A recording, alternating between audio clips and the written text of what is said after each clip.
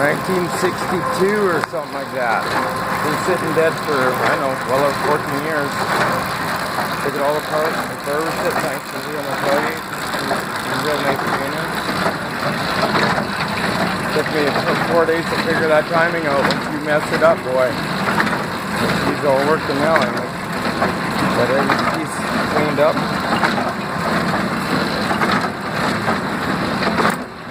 Got all the handles. I've still got to build a couple of compressor guards in there. Keep them right here that were wore out. They'll make them scratch. I've put the mechanism over. That's where it's always real tight and stuff.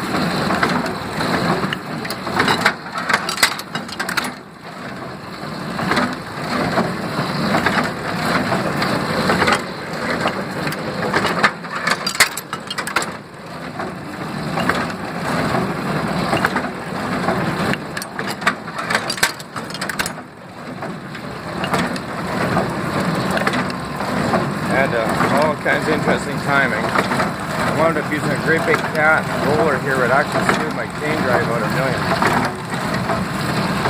They did all the cam bars, tight shims, some real nice fit. Like the wheel over there.